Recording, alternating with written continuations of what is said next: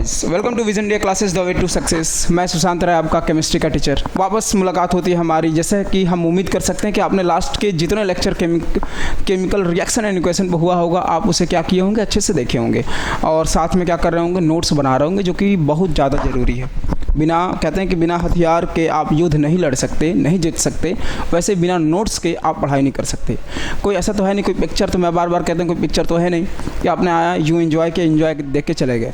आपके पास इसकी एक प्रमाण होना चाहिए। प्रमाण इन द सेंस कि आपके पास एक नोट्स होना चाहिए कि हमने पिछले इस चैप्टर में जितने भी लेक्चर मैं अपलोड करूँगा, इस चैप्टर के 10-15 जितने जा सकते हैं, यानी इस 15 लेक्चर का तुम्हारे पास एक प्रमाण होना चाहिए कि तुमने इसको पढ़ा है और इसमें तुमने क्या किया, नोट्स बनाया है। तो जैसे रिकैप कर दो, जैसे आप सीरियल देखते हैं तो उसमें क्या दिखाया जाता है कि अब तक हमने देखा।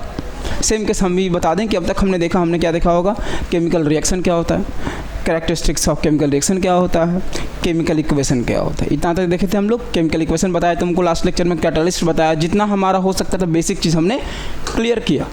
चलो आज के लेक्चर में थोड़ा सा हम आगे चलेंगे। बता दूं मैं पहले कि आज के लेक्चर में हम क्या डिस्कस करने वाले। आज के लेक्चर में डिस्कस करने वाले हैं बैलेंसिंग और पहले पहचानेंगे कि रिएक्शन जो केमिकल इक्वेशन है वो बैलेंस है कि अनबैलेंस्ड है। फिर आज उसको क्या करेंगे, हम लोग उसको बैलेंस करना सीखेंगे। आज वाले लेक्चर में हमारा इतना ही काम है। क्या करेंगे आज, बैलेंसिंग द केमिकल इक्वेशन। चलिए देखते हैं कि थोड़ा सा हम आगे बढ़ने की कोशिश करते हैं। तो आप देखे होंगे कि हमने यहाँ तक नॉर्मल रिएक्शन केमिकल इक्वेशन पे हम लोग लास्ट क्लास में थे।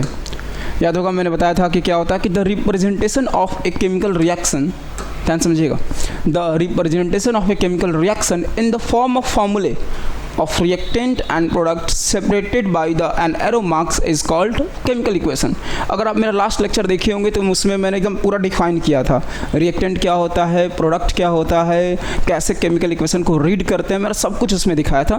फिर मैंने बताया कि सबसे पहले हम स्टेटमेंट फॉर्म लिखते थे, फिर वर्ड फॉर्म पे आए, फिर फॉर्मूले फॉर्म पे आए, जैसे यहाँ देख रहे हैं। अब यहाँ जैसे मैं कहूँ आपसे तो कुछ ज़्यादा नहीं, ये बस यहाँ ध्यान से दीजिएगा कि कोई भी बैलेंस्ड क्या होता है, कोई भी केमिकल इक्वेशन को तुम बैलेंस्ड कैसे करोगे, वो एक अच्छी बात है। बैलेंस का मतलब समझने की अगर मैं तुमसे कहूँ तो देखो क्या लिखा है।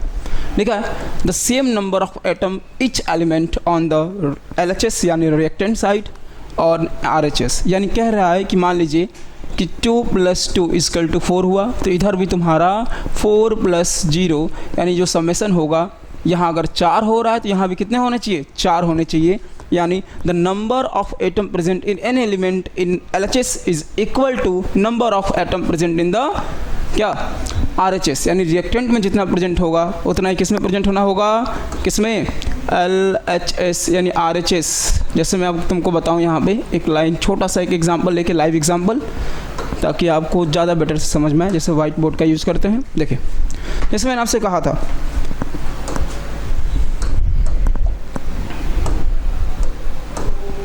देखिए जैसे यहाँ पे एक नॉर्मल कोई A + B है टू फॉर्म C + D, बड़ी आराम समझिएगा। इस पार्ट को अपन लोग क्या कहेंगे, रिएक्टेंट कहेंगे। इस पार्ट को अपन लोग रिएक्टेंट कहेंगे और इस पार्ट को अपन लोग प्रोडक्ट कहेंगे। अब दो चीज़ समझो इसमें कि हम ये बैलेंस का मतलब क्या होता है। अगर कोई कह रहा है कि बताओ ये रिएक्शन तुम्हारी, ये केमिकल इक्वेशन तुम्हारी बैलेंस्ड है या नहीं, तो बहुत आसान है, तुमको पता लगाना, लिखना है कि number of atom present in reactant is equal to number of atom present in product. यानी ये कह रहा है LHS = RHS। ये तुमको बहुत पहले बताया गया होगा कि रिएक्टेंट में कोई एलिमेंट A है, मान लीजिए कोई हमारा कोई भी एलिमेंट है जिसका एटम जितना यहाँ पे होंगे उतने ही वहाँ भी होने मस्ट है, तब कहेंगे कि हमारा केमिकल इक्वेशन क्या है, बैलेंस्ड है। उसकी छोटी सी बात करने के लिए मैं बताऊँ आपको कि जैसे यहाँ पे एक छोटा सा रिएक्शन यहाँ पे जैसे लास्ट क्लास में हमने देखा था, MgO example, when magnesium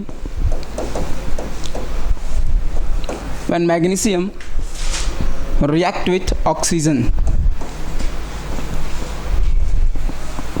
to form magnesium oxide, याद होगा आप लोग को मैग्नीशियम ऑक्साइड, फॉर्मूला सबको पता होगा इसका, फॉर्मूला क्या होता है जी, तो मैग्नीशियम का Mg प्लस ऑक्सीजन का O2 टू फॉर्म MgO।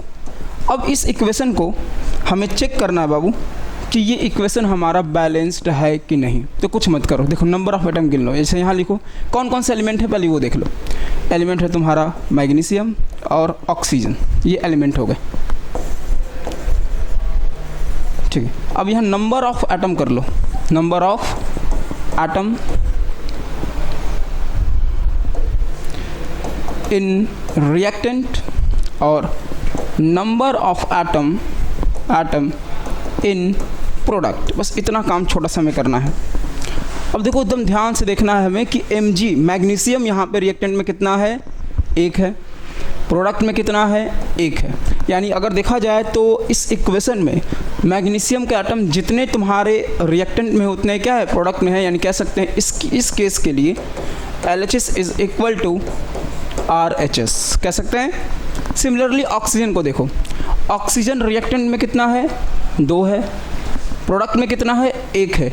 यानी यहाँ कह सकते हैं सर कि LHS इक्वल टू RH।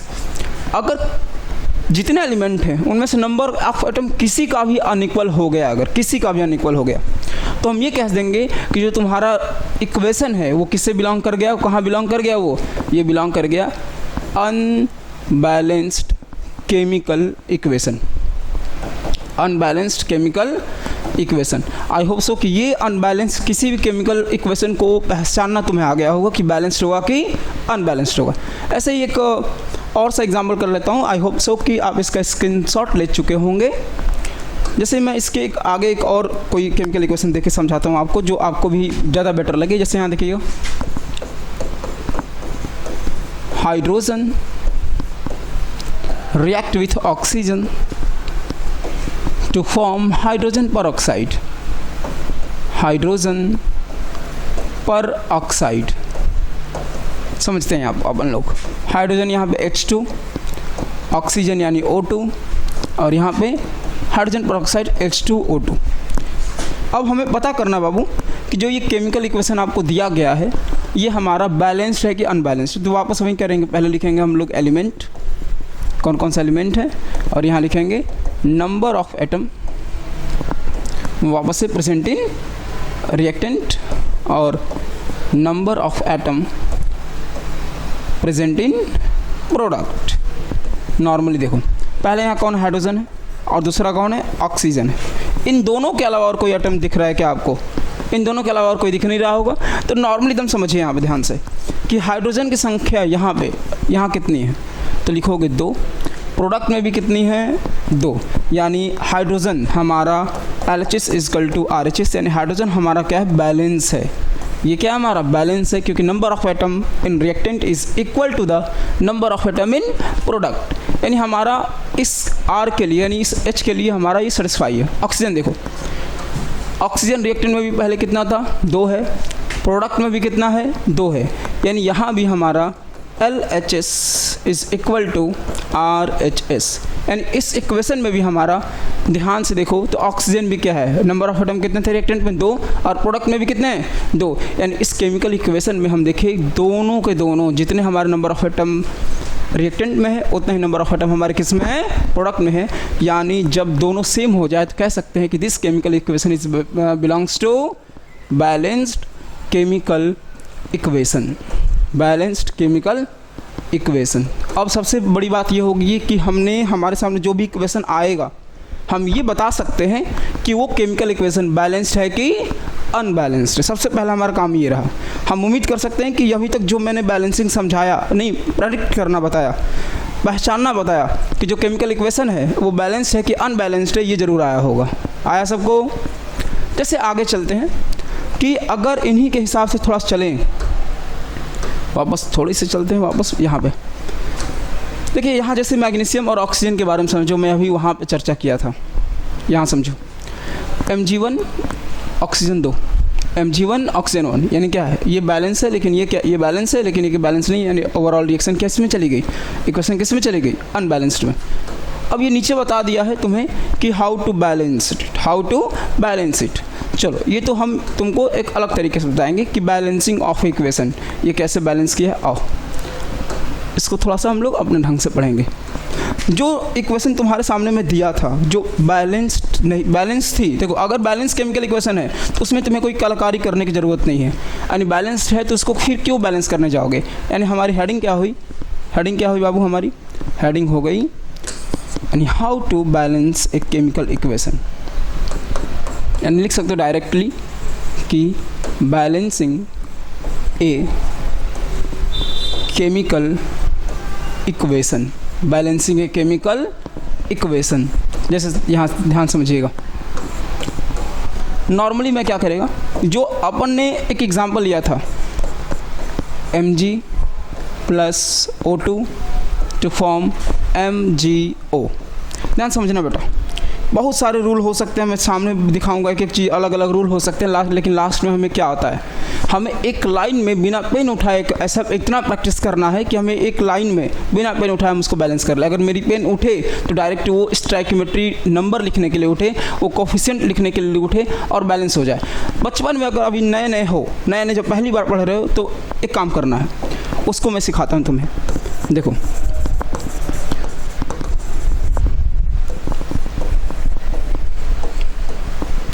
पहले हम लोग एकदम आराम सीखेंगे स्टेप वाइज, फिर उसके बाद इसको हिट एंड ट्रायल मेथड समझेंगे। देखो बड़ी एक अच्छी बात तुमको बताऊं कि सबने पता है कि आज का जो माहौल है या जो भी हो, बहुत लोग होते हैं फोटोजेनिक होते हैं, उनको छोटी छोटी बातों पे बहुत सारे फ़ोटोज़ क्लिक कराने में लोगों को मज़ा आता है आज के समय में। तो कैमरा अगर अच्छा ना रहे तो लगता है कि अरे यार कैसा फ़ोटो आ रहा है। आजकल दुनिया कहाँ बढ़ रही है, जैसे DSLR जिसमें अभी मैं जिस कैमरे से मैं रिकॉर्ड कर रहा हूँ या जो भी कैमरा होते हैं क्या करते हैं, वो फ़ोटो बड़े क्लियर देते हैं, यानी जिस पे उनको फोकस करना होता है उस पर फोकस करते हैं और बाकी जगह ब्लर कर देते हैं। अब नॉर्मल देखा होगा कि अगर फ़ोटो आप ले रहे हैं, कैमरा का क्वालिटी अगर बढ़िया है, अगर आप भी चाहते हैं अच्छा फ़ोटो तो आप पे जूम रहे, जिस ऑब्जेक्ट का फ़ोटो ले रहे हो उस पर वो जूम रहे और बाकी दुनिया क्या लगे, ब्लर लगे। इससे आपने एक बड़ा अच्छा गाना भी सुना होगा, सोच के बताना कौन सा गाना होगा, फिर मुझे बताओ आगे। सेम केस आँख से बड़ी चीज़ कोई कैमरा हो सकता है क्या? नहीं हो सकता। अगर आप मुझे देख रहे हो, एग्जैक्ट मुझे देख रहे हो, तो जो मेरे पीछे कैमरा, जो मेरे पीछे स्क्रीन है, स्क्रीन पे जो लिखा है वो आपको ब्लर दिखेगा। देख के एक बार ट्राई करिए, 3 2 1 गो। देख लिया होगा, इस समय तेज हो तुम लोग, पहले देख लोगे ये सब। यानी आँख क्या कहता है कि एक समय में केवल एक इंसान को देखिए, एक समय में केवल एक इंसान को देखिए, उसको देखने के चक्कर में जो हो रहा है होने दीजिए, यानी फोकस बस एक पे रखिए। सेम केस यहाँ देखना है आपको, समझ में आ रहा है कि नहीं? अगर मैं एक लोग को देखूंगा तो मुझे बस उसी से मतलब होगा, बाकी दुनिया में क्या हो रहा है, बाकी लोग उसके वजह से क्या हो रहा है, ये हमें फ़र्क नहीं पड़ना चाहिए। अब इसको, इस उपाय को कहीं और ट्रायल मत कर देना। जैसे पहले मैं डब्बा बनाऊंगा, पहले सबको मैं डब्बे से घेरूंगा। आप पूछो ऐसा क्यों, तो मैं बार बार जोक में कह देता हूँ इसलिए डब्बा में घेर देता हूँ कहीं भाग ना जाए। नहीं, कुछ बहादुर होते हैं, कुछ लोग तगड़े होते हैं, वो अब देखेंगे कि देखो यहाँ Mg एक है, यहाँ 2 है, यहाँ एक Mg है, एक ऑक्सीजन एक है, यहाँ 2 है। कभी कभी बैलेंस अंदरवा डब्बा के अंदरवा जाके ये सब मॉडिफाई कर देते हैं टैलेंटेड लोग। तो हमें डब्बा इसलिए बनाया जाता है कि आप जो भी मॉडिफाई करेंगे डब्बे के बाहर करेंगे, डब्बे के अंदर नहीं जा सकते हैं आप। यानी डब्बे के अंदर चले गए आप तो आपने उस कंपाउंड का फॉर्मूला ही चेंज कर दिया। गए थे बनाने पानी, जैसे एग्जाम्पल नहीं समझो, लेकिन मिटा दूंगा। देखो ध्यान से, H2 plus O2 to form H2O होता है। अब मान लो कि डब्बा नहीं बनाता मैं, तो बच्चा क्या करता कि सर ने बोला है कैसे भी करके बैलेंस कर देना है। हाइड्रोजन यहाँ 2 है, हाइड्रोजन यहाँ 2 बैलेंस, ऑक्सीजन यहाँ 2 है, यहाँ 1 है, अरे कोई बात नहीं, लो हो तो गया सर, रिएक्शन बैलेंस्ड। अरे भाई तुम पानी बनाने गए थे, तुमने क्या बना दिया, हाइड्रोजन परऑक्साइड बना दिए तुमने। यानी बात वही होगी ना, गए थे सर चाय बनाने, उसके बाद यूँ चाय में हमने क्या बोलते हैं गरम मसाला डाल दिया, आदि डाल दिया, सब मिला के दूध डाल के नींबू डाल के एक नया स्पीसीज ला दिया। सर ये लिखिए, क्या पता नहीं क्या है, कुछ तो बना दिया मैंने। तो जो बनाने जा रहा है उस पर फोकस रखना है, यानी गए हैं पानी बनाने तो पानी ही बनना चाहिए। अब ये तुमने क्या किया, देखो इसलिए डब्बा बनाया जाता है कि ये बैलेंसिंग करोगे तो डब्बे के बाहर करनी है तुम्हें। अब तुम अंदर जाके उसका पूरा मॉलिक्यूलर का कह सकते कंपाउंड का फॉर्मूला ही चेंज थोड़ी कर देना है तुम्हें नॉर्मल। यानी मैंने अभी तुमसे कहा कि वापस आते हुए कि आँख की तरह काम करना है यहाँ पे भी। जैसे आँख एक समय में एक लोग को देखता है, बाकी लोग पे ब्लर रखता देखता सबको है, सेम केस यहाँ मैं लिखा हूँ कि बैलेंसिंग मैग्नीशियम एटम, यानी बेटा बस तुमको मैग्नीशियम एटम ही देखना है, उसके अलावा किसी को नहीं देखना है। कुछ कोई भी कहता रहे कि इधर देखो देखना ही नहीं, तुम कहो नहीं मेरे सर कहें कि मैग्नीशियम के अलावा मुझे किसी को देखना नहीं है। अब यहाँ मैग्नीशियम कितना है, 1 है, और यहाँ पे मैग्नीशियम कितना है, 1 है, यानी अभी फ़िलहाल के लिए मैग्नीशियम क्या है तुम्हारा, बैलेंस्ड है कि नहीं, बैलेंस है कि नहीं। अब बैलेंस है तो इससे ऐसा नहीं कि नहीं हम इसको कुछ ना कुछ करके बैलेंस करेंगे, अरे भाई दोबारा बैलेंस करेगा उसको, जब बैलेंस है तो छोड़ देना उसको, as it is chemical equation को उतार दो नीचे। और हम लोग क्या हैं, समाज सेवक है, हम लोग को लगता है कि नहीं हम अगर ऑक्सीजन को बैलेंस कर रहे हैं तो उसके बगल में किसी और कोई और है वो अनबैलेंस हो रहा है, चलो उसका भी भला कर दें। तो यहाँ पे भला करोगे तो गड़बड़ा जाओगे। यहाँ क्या करना है, एक समय में केवल एक को देखना है। मैग्नीशियम बैलेंस हो गया, अब मैग्नीशियम से अपना फोकस हटाइए, अब दूसरे को देखना है आपको। अब देख रहे हैं आप ऑक्सीजन को देख रहे हैं, किसको देख रहे हैं, ऑक्सीजन को, और केवल ऑक्सीजन देखेंगे, अब मैग्नीशियम को भी नहीं देखेंगे, क्योंकि एक समय था जब आप मैग्नीशियम को देख रहे थे। अब किसका समय आ गया है, अब समय आ गया है आपका ऑक्सीजन एटम का।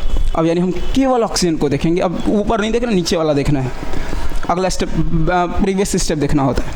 रिएक्टेंट की बात करूं मैं तो रिएक्टेंट में ऑक्सीजन कितना है, 2, और प्रोडक्ट में ऑक्सीजन कितना है, 1। अब ये थोड़ा सा हिट एंड ट्रायल मेथड दिमाग में लगा के सोचो, थोड़ा सा मेथड हिट एंड ट्रायल में मतलब समझो क्या सर, यहाँ हमारा 2 है, यहाँ 1 है, ये दोनों बराबर कैसे हो सकते हैं। नॉर्मल समझो, अगर इसके सामने मैं 2 से मल्टीप्लाई कर दूँ, नॉर्मल अगर इस डब्बे के सामने मैं किससे मल्टीप्लाई कर दूं, 2 से मल्टीप्लाई कर दूं, तो क्या बराबर नहीं हो जाएगा। तो अब दिमाग में ये कह रहा है कि यार देखो ध्यान से, मैग्नीशियम ऑक्सीजन एटम पहले कितना था, 2 था, अगर इस डब्बे के सामने मैं 2 लिख दूं, कितना लिख दूं, 2 लिख दूं, तो ऑक्सीजन कितना हो गया, 2 हो गया कि नहीं। फिर मैं कहूँगा, तुम कुछ लोग कहेंगे अरे सर हम ऑक्सीजन को बैलेंस करने गए, मैग्नीशियम अनबैलेंस हो गया। मैंने कहा उसको देखना ही नहीं तुम्हें, तुम अभी किसको देख रहे हो, केवल ऑक्सीजन को देखो। ऑक्सीजन को बैलेंस करने के चक्कर में बड़ो, बाद में देखा जाएगा उसको। यानी तुम कह रहे हो हाँ तब ठीक है सर, आप इसके सामने 2 लिख दीजिए, काम हो जाएगा। यानी बना क्या तुम्हारा, बना तुम्हारा MgO2 टू फॉर्म 2MgO। कहाँ सर, हमारा ऑक्सीजन बैलेंस्ड।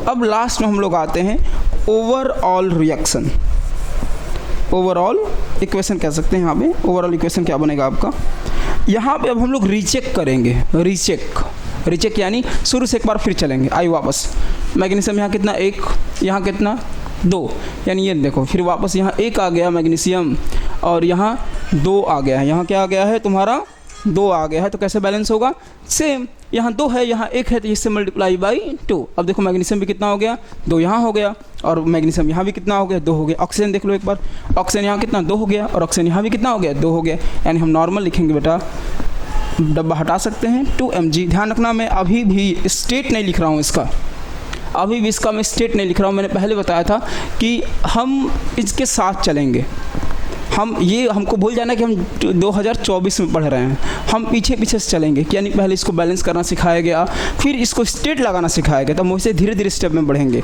अगले वीडियो में मैं स्टेट की बात करूँगा। यानी यहाँ क्या हो, 2Mg plus O2 to form 2MgO। ये हुई तुम्हारी बैलेंस्ड केमिकल इक्वेशन। ये क्या हुई तुम्हारी बैलेंस्ड केमिकल इक्वेशन। अब एक मज़ेदार बात बताऊँ तुमको बेटा, कि ये जो नंबर दिख रहा है तुम्हारा 2, 1, 2, ये जो नंबर सामने दिख रहे हैं, ये नंबर पता है क्या होते हैं, ये इन्हीं नंबर को हम लोग कहते हैं स्टाइक्योमेट्रिक कोएफिशिएंट। क्या कहते हैं इसको, क्या कहते हैं इसको, इसको अपन कहते हैं बेटा स्टाइक्योमेट्रिक कोएफिशिएंट। ध्यान समझना मैं क्या कह रहा हूँ। जो ये नंबर मैं बार बार यहाँ लिखा हूँ, ये जो 2 है, जो बैलेंसिंग में यूज आया, कुछ नहीं है मतलब वो नहीं समझ जाना, इसी नंबर को हम लोग कहते हैं स्टाइक्योमेट्रिक कोएफिशिएंट। आगे अभी तुमको बताएंगे। इसी स्टाइक्योमेट्रिक कोएफिशिएंट को हम मोल भी कहते हैं, अमाउंट ऑफ सब्सटेंस से भी रिप्रेजेंट करते हैं। जैसे इसको पढ़ेंगे तो कैसे पढ़ेंगे, अगली क्लास में मैं तुमको इस पर एक और लेक्चर अपलोड करूँगा, कि ताकि अभी मैं तुमको बताऊँ कि स्टाइक्योमेट्रिक कोएफिशिएंट होता क्या है, इसका काम क्या है, इसका यूज क्या है, इसको हम और कैसे कैसे पढ़ सकते हैं, इसको डिफाइन कैसे कर सकते हैं। बस समझ में आया। आज हमने क्या देखा, रिकैप कर लेता हूँ। क्या हमने देखा कि इक्वेशन बैलेंस्ड है या अनबैलेंस्ड है कैसे पहचानेंगे, फिर अनबैलेंस्ड को हम कैसे बैलेंस करेंगे। एक एग्जांपल आज लिया, अगले क्लास में हम पहले एक एग्जांपल से स्टार्ट करेंगे, फिर आगे की तरफ मूवमेंट करेंगे। तो आई होप सो आज का जितना पढ़ाया हूँ आप सबको समझ में ज़रूर से ज़रूर आया होगा। और इसका रिस्पांस आप मुझे कब बताओगे, कोई भी डाउट होगी आप मुझे टेक्स्ट यानी कमेंट करके बता सकते हैं। अगर मुझे कमेंट जो आपने भेजा डाउट लगा तो मैं आपको अगले लेक्चर में आपको मैं डिफाइन यानी उसको आंसर देने की पूरी कोशिश करूँगा, ठीक है। तो उम्मीद करता हूँ कि आपको ये पूरा लेक्चर समझ में आया होगा और नोट्स बना रहे होंगे। चलिए फिर हमारी मुलाकात होगी अगले क्लास में। डेट्स ऑल टू डाइस के लिए बस इतना रखते हैं, फिर मुलाकात होगी आपसे हमारे अगली क्लास में। तब तक के लिए थैंक यू सो मच, जय हिंद।